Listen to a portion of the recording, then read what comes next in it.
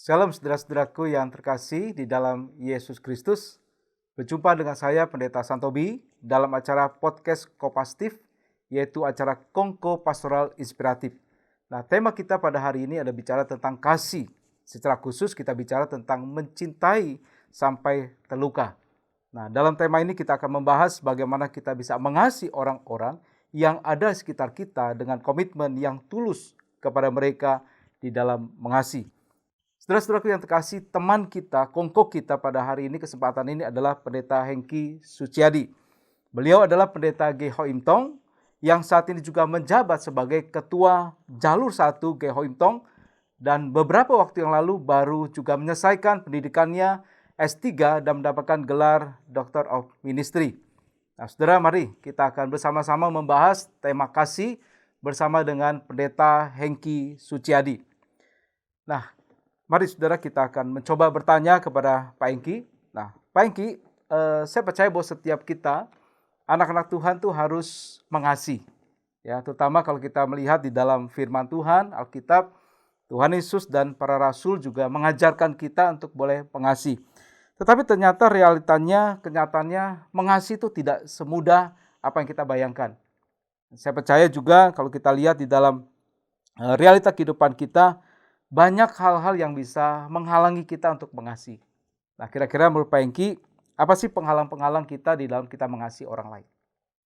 Iya, di dalam segala hal sebenarnya itu kehidupan manusia di dalam bertindak atau melakukan sesuatu itu yang paling awal harus berpikir tentang pengertiannya sendiri, ya.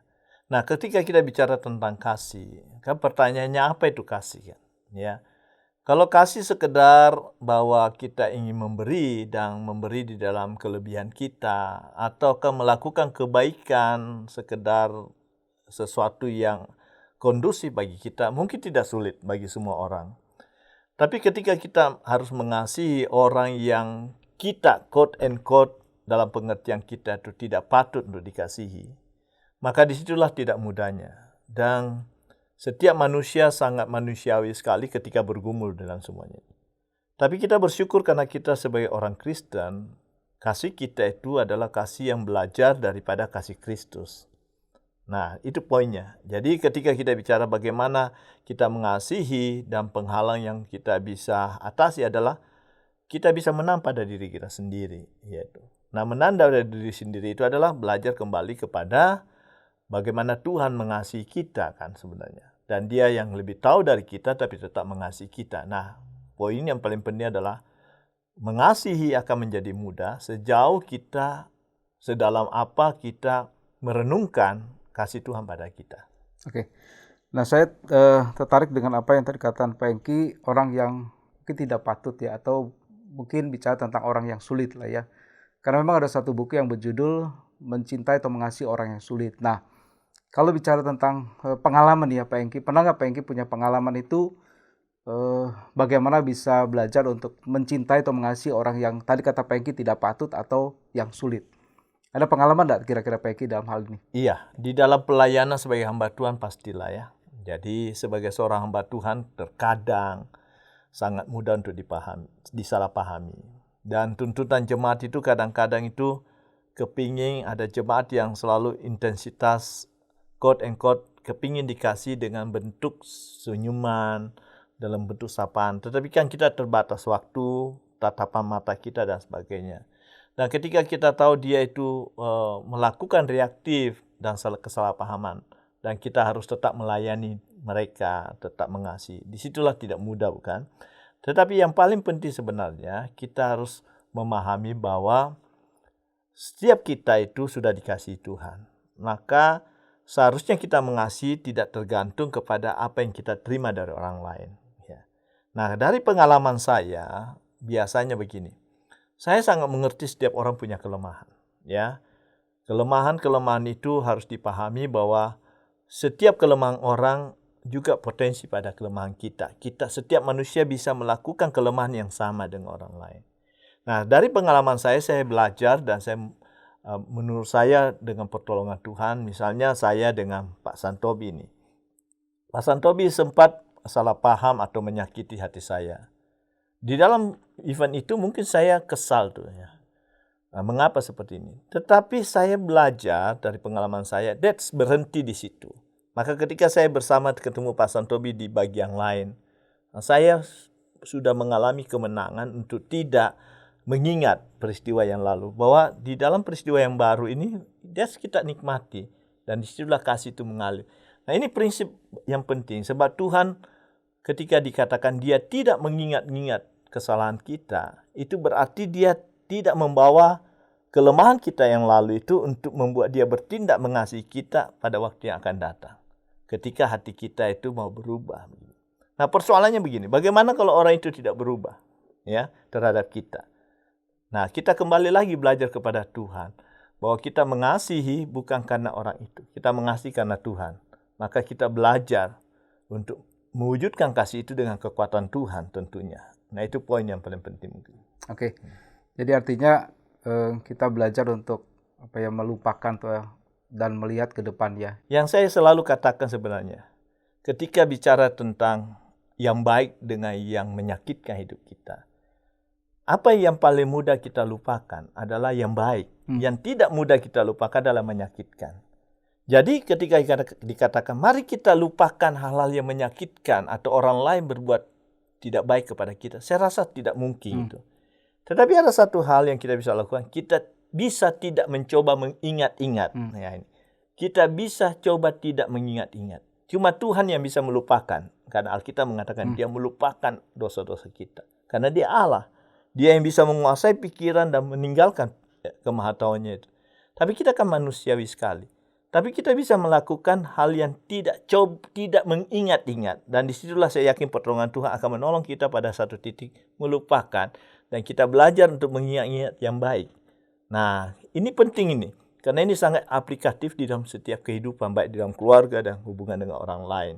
Kita coba untuk tidak mengingat-ingat apa yang mudah kita ingat itu yaitu menyakitkan. Nah, kita berusaha tidak mengingat-ingat. Pada saat yang sama, mari kita belajar mengingat-ingat yang baik itu. Nah, itu akan terjadi suatu perubahan. Iya. Nah, kan memang kalau bicara tentang yang mengingat-ingat kan sampai bicara tentang kepahitan lah ya. Nah, kalau bicara tentang kepahitan kan sudah dalam. Nah, kalau menurut Pak Hengki, bagaimana sih sebenarnya kita bisa membuang kepahitan ya? Kan tadi kan katanya melupakan atau tidak ingat-ingat, tapi ketika kita bicara tentang kepahitan kan sudah dalam. Nah, itu bagaimana caranya kita bisa mencoba menghilangkan kepahitan kita? Saya ingin mengilustrasikan begini. Kalau saya itu suka sepak bola, ya. Salah satu favorit saya adalah Ronaldo. Nah, kalau kita lihat Ronaldo, salah satu keunggulan dia tembakan bebasnya gitu, ya. Dan tembakan bebasnya itu seringkali hampir masuk selalu. Gitu. Nah, saya yakin saudara-saudara, Pak Santobi, teman-teman semua yang mendengar ini, bahwa ketika kita melihat hebat sekali dia menendang, itu bukan pekerjaan 1 kali 2 kali latihan. Bahkan dikatakan dia hampir tiap hari itu latihan. Sehingga saya yakin di dalam jarak tertentu itu, ayunan kakinya itu bisa pas begitu. Dia bisa sesuaikan. Nah, ini ilustrasinya. Yang kedua, orang masak nasi goreng itulah, ya. Salah satu favorit nasi goreng di pinggir jalan itu di Pekarwangi, namanya Pak Akri gitu. Ini bukan promosikan Pak Akri ini. Tetapi kalau saya perhatikan dia masak satu pesanan nasi goreng, terus 2, 3 pesanan sekaligus. Dia tidak pernah ukur itu mericanya atau apanya, bumbunya satu. Dia kan ayunan tangannya aja. Dan saya berpikir bagaimana dia bisa menentukan tuh masak 1, 2, 3 dengan ayunannya. That's yang paling penting adalah dia sudah latihan, dia sudah biasa gitu. Sama sepak bola, dia sudah biasa. Nah, prinsip bahwa sesuatu kita expert, yaitu ketika kita mencoba dari yang kecil. Kita mencoba untuk membiasakan. Nah, Alkitab pernah mengatakan begini, kalau engkau setia pada hal kecil, maka Tuhan akan tolong kita untuk setia pada hal yang besar. Dan sebaliknya kalau kita berbuat salah pada hal kecil, kita biasakan diri pada hal yang besar. Nah, kembali kepada kasih yang menerapkan kasih kepada yang sangat terluka bagi kita. Dan tidak ada jalan kecuali kita belajar dari hal-hal kecil untuk memaafkan, mengampuni, dan mengasihi. Kita tidak boleh berpikir, wah nanti hal besar aja saya mengampuni. Tidak mungkin. Karena bukan tidak mungkin, sesuatu yang sulit sekali. Karena kita tidak terlatih. Prinsip hidup untuk menjadi kebiasaan dimulai dari kecil, dari sesuatu yang kita lakukan begitu. Nah, sama prinsip umum yang dilakukan kebenaran ini dari hidup sehari-hari sangat aplikatif sebenarnya. Tapi persoalannya adalah apakah kita mau melatih diri kita untuk melakukan yang benar, khususnya di dalam kasih pengampunan ini. Nah, itu yang paling penting. Apakah kita mau melatih? Nah, kalau kita berlatih, saya yakin kita biasa dan akhirnya bertahap kita tidak sulit kepada setiap perkara. That's jatuh bangun ya mungkin, tetapi kita akan terus meningkatkan diri kita sebagai anak tangga, 1 anak tangga, 2 anak tangga, dan seterusnya. Ya. Artinya perlu ada kedisiplinan untuk kita boleh mau mengampuni ya. Betul. Nah, kalau kita bicara tentang konteks, kita lebih sempit lagi bicara tentang keluarga nih. Ya. Jadi kadang-kadang dalam hubungan suami istri kan bisa saling menyakiti lah. Mungkin saya percaya sih tidak punya maksud untuk menyakiti ketika mereka menjadi suami istri, mereka mengasihi, tapi kadang dalam perjalanan kehidupan, begitu ya, dalam kata-kata, perbuatan, bahkan mungkin jatuh ya dalam pengkhianatan, ketidaksetiaan. Nah, dalam hal seperti apakah ada tips dari Pak Hengki bagaimana kita bisa mengasihi orang yang sudah mengkhianati atau menyakiti kita, terutama dalam konteks keluarga ya, suami istri, dalam konteks bagaimana kita berhadapan dengan orang yang seharusnya yang kita kasih atau mengasihi kita. Di dalam hubungan suami istri secara khusus, saya selalu mengatakan begini. Ketika kita memasuki masa pernikahan, kita masuk dalam keluarga. Dari hidup sendiri menjadi hidup bersama. 2 menjadi 1. Ya, kita bawa apa yang kita hidup, kita tahu bahwa kita tidak sendiri lagi. Maka aplikasi daripada itu salah satu adalah kita tumbuhkan pengertian kita lebih daripada menuntut gitu. Ya, prinsipnya adalah lebih baik memberi daripada menerima. Nah, ketika kita aplikasikan itu dalam hidup suami istri, mari sebagai suami dan istri mencoba lebih mengerti daripada menuntut gitu. Ya. Ketika betul-betul tahu ini Tuhan sediakan untuk hidup. Karena setiap kita, pria dan wanita pasti berbeda. Tapi perbedaan itu sebagai sebuah yang saling melengkapi. Nah, kembali kepada kasus suami istri. Nah, seringkali kembali lagi sebuah kebiasaan. Ketika terjadi suatu proses lebih mengerti daripada menuntut, maka kita akan reflektif. Apa yang saya harus rubah dan apa yang pasangan saya harus rubah. Dan ketika itu terjadi growing, bukankah akan lebih baik begitu? Di sana pasangan kita bertumbuh untuk saling mengerti kita pun juga memperkecil untuk menuntut, maka di situ ada komunikasi. Komunikasi yang indah untuk bisa menyelesaikan perbedaan. Di saat kita bisa bertumbuh itu, kita akan tadi yang saya katakan, kita mencoba berlatih diri menerapkan yang benar begitu. Nah, yang kedua, seringkali nasihat saya secara praktis adalah ketika orang berpacaran itu kan selalu pikirannya indah, ya, dan banyak cerita. Seringkali masuk dalam pernikahan itu dilupakan, ya. Dipikir sudah satu rumah dan sebagainya, komunikasinya berubah.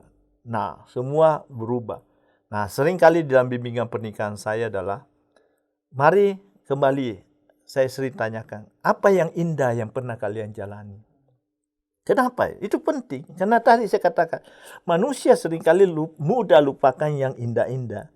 Yang menyakitkan itu diingat. Nah, salah satu seringkali puncak dan semakin puncak itu pertengkaran adalah ketika yang lama-lama yang menyakitkan itu diungkit. Misalnya, dari dulu kamu begini, dari dulu suka terlambat jemput, dulu begini, dulu begini. Lupa bagaimana bersama-sama di hujan yang rintik-rintik makan jagung bersama. Nostalgia. Santai bersama, satu payung berdua, berpelukan. Nah, itu seringkali lupakan. Maka di dalam bimbingan pernikahan saya, seringkali kalau menyelesaikan masalah adalah saya mencoba menanyakan, coba cerita ke saya hal-hal yang indah yang pernah kalian jalani. Nah, kemudian saya tanya, pernah tidak kalian nostalgia semuanya itu? Seringkali yang saya dapatkan itu tidak pernah. Yang terjadi adalah ingat yang lama-lama. Nah, ini harus dibiasakan untuk tidak diingat-ingat. Maka puncak untuk saling menyakiti itu akan terhindar. Nah, kalau sampai saling menyakiti, ya kembali lagi. Mungkinkah kita kurang mengerti pasangan kita? Kita lebih banyak menuntut. Dan terjadilah sesuatu yang saling menyakitkan. Nah, dan yang terakhir ya, mau tidak mau belajar kepada Tuhan, mengampuni. Ya. Dan belajar kembali ke tadi, mengampuni, mengasihi itu yang sangat melukai itu adalah kita harus belajar melatih diri kita kembali. Di dalam Tuhan tidak ada yang terlambat. Maka pertanyaan yang paling penting, apakah kita mau memulai dan melanjutkan. Dan Tuhan itu adalah Tuhan yang sangat mengasihi kita. Ya. Oke, ya. Jadi memang seharusnya memang yang paling penting kan tentang komunikasi, bagaimana kita juga boleh belajar mengampuni. Nah, cuma dalam realita kenyataan nih, kalau kita lihat jemaat ya, kadang-kadang sudah melihat misalnya suaminya selingkuh atau istrinya selingkuh, langsung ambil keputusan sudah cerai saja, pisah. Dan ada yang mengatakan it's okay kalau itu menjadi korban. Misalnya istrinya dikhianati, suaminya selingkuh, ya nggak apa-apa saya tuntut cerai. Nah, kalau konteks begini gimana berhadapan dengan jemaat yang misalnya mau minta menyatakan kepada kita dia mau minta cerai karena pasangannya berselingkuh. Menurut Pak Eki gimana? Bagaimana kita bisa menyikapi hal ini? Di dalam pengalaman pelayanan saya 30 tahunan ini, sejak tamat sekolah teologi, pertanyaan seperti ini seringkali datang. Dan saya tahu tidak mudah ketika kita memberitahukan kepada pasangan yang mengalami begitu ya. Anggaplah dia begitu setia kepada pasangannya, tapi pasangannya toh tidak menerima, tidak menghargai kesetiaannya. Pengalaman saya yang paling pertama, kita tidak pernah mengatakan cerai. Ya, gereja harus tidak pada titik mengarahkan perceraian. Ya. Yang kedua, pengalaman saya mengatakan setiap kita itu, apapun yang dialami oleh pasangan kita memperlakukan kepada kita, tetap hidup kita adalah sebuah tanggung jawab kepada Tuhan. Maka hidup kita berkenan bukan untuk menyenangkan suami kita atau istri kita, anak kita atau siapapun, bahkan pendeta, tapi tanggung jawab dan perkenan kita kepada Tuhan. Nah, kembali kepada spiritualitas. Bahwa ketika kita mengalami itu, pertanyaannya bagaimana saya tetap hidup berkenan kepada Tuhan, itu poinnya.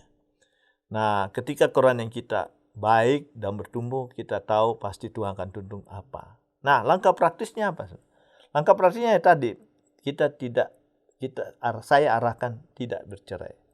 Kalau bagaimana kalau pasangannya yang sana itu minta cerai, tetap no, tidak bercerai.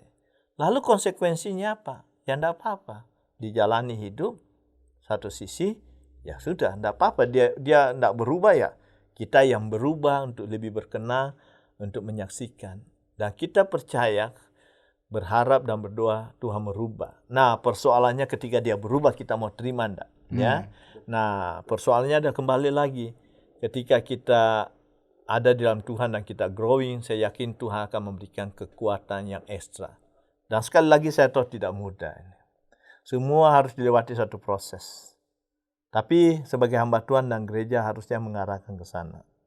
Ya, mengarahkan ke sana. Seperti itu. Ya.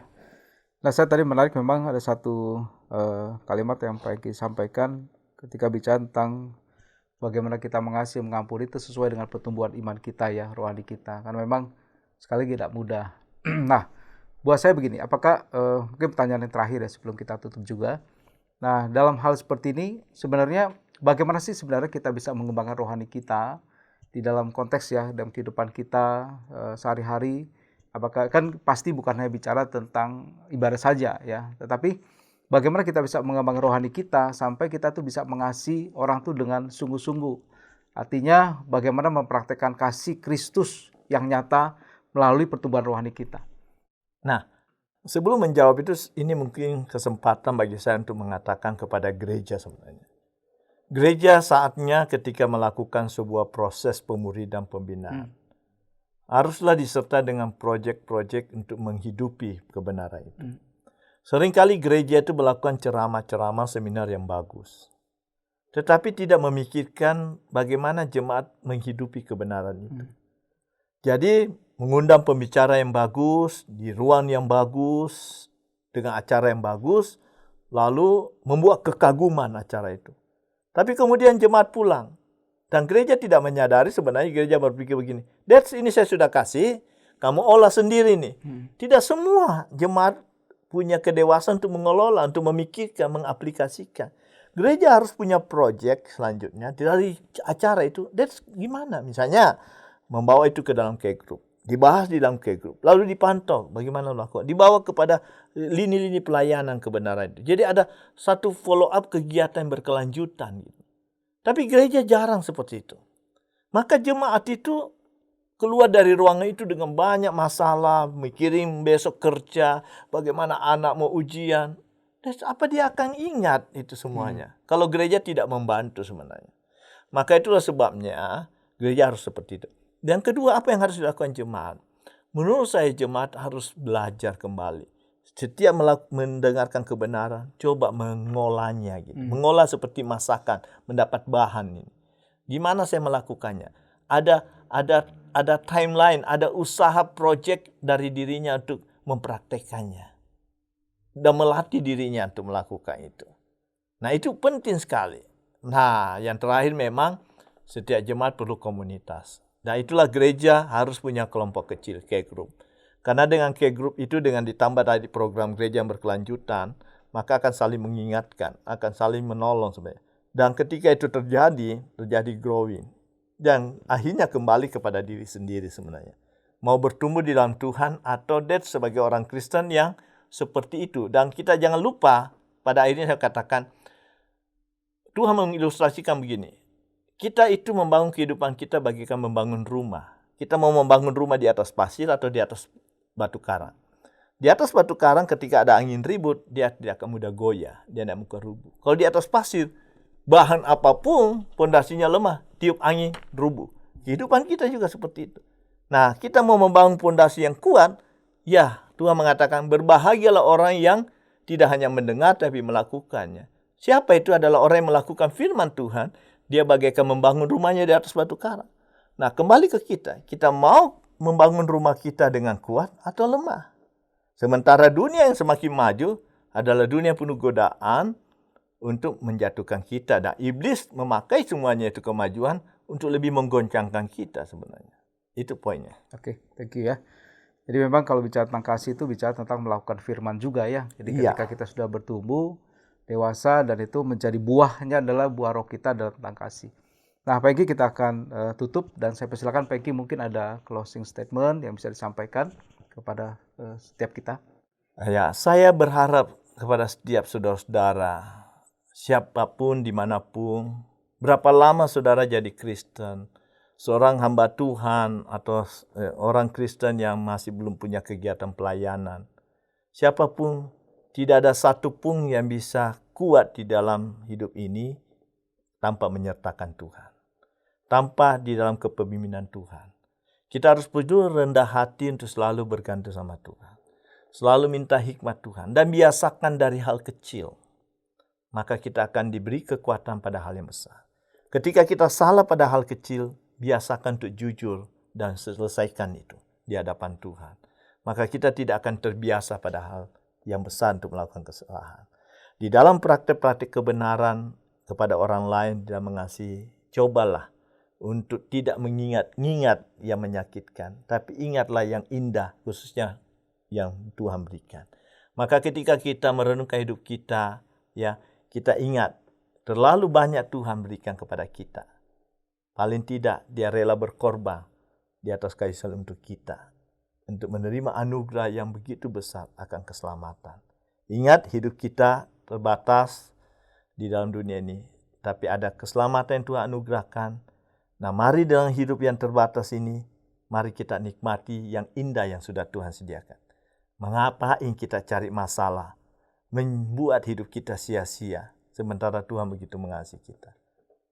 Siapapun yang mendengar ini, mari kita bertumbuh, mari kita growing, mari kita maju, mari kita next level, to the next level, mari kita betul-betul minta kekuatan dari Tuhan. Dan saya yakin, Paulus yang mengatakan segala perkara dapat kutanggung di dalam Dia yang memberikan kekuatan kepadaku. Itu pasti kita alami.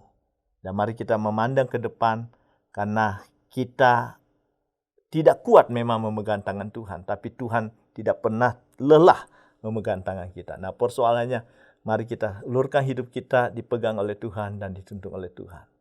Tuhan memberkati. Ya, terima kasih Pak Engki. Sama-sama. Nah, saudara-saudara, cukup sekian acara podcast kita. Dan saya rindu bila apa yang boleh kita diskusikan pada hari ini boleh menjadi inspirasi bagi kita, dan terutama bagaimana kita mengasihi orang yang kita kasih dengan sungguh-sungguh, dan kita boleh belajar untuk mendisiplin bagaimana mengampuni orang-orang yang sudah menyakiti kita. Kita bersyukur dari narasumber Pak Hengki. Pada hari ini kita boleh dikuatkan, diberikan juga hikmat pertolongan daripada Tuhan, terutama dari kebenaran firman Tuhan. Sekian acara kita pada hari ini dan nantikan acara-acara podcast yang selanjutnya. Tuhan Yesus memberkati kita semua.